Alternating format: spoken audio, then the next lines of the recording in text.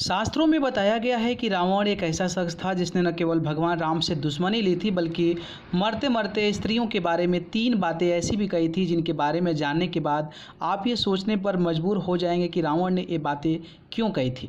अब पूरी दुनिया रावण को एक बुरे इंसान के रूप में याद करती है और इसी वजह से दशहरे के दिन पूरे देश में रावण का पुतला भी जलाया जाता है।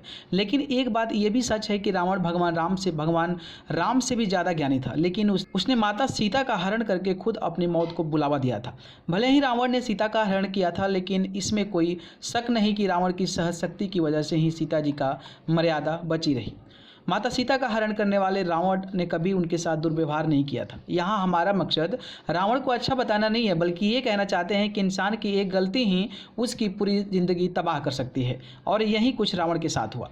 फिलहाल हम आपको उन बातों के बारे में बताने जा रहे हैं जो रावण ने मरते मरते स्त्रियों के बारे में कही थी। आइए जानते हैं कौन सी ये 3 बातें हैं जो रावण ने कही थी।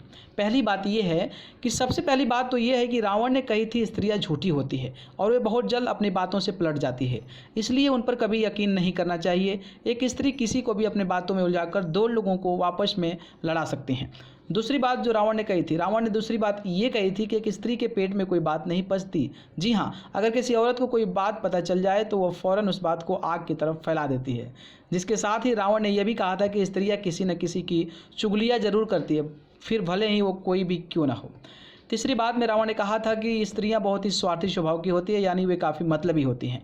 रावण का मानना था कि स्त्रियां अपना मतलब पूरा करने के लिए कुछ भी कर सकते हैं, इसलिए भूलकर भी स्त्रियों की बातें में नहीं आना चाहिए।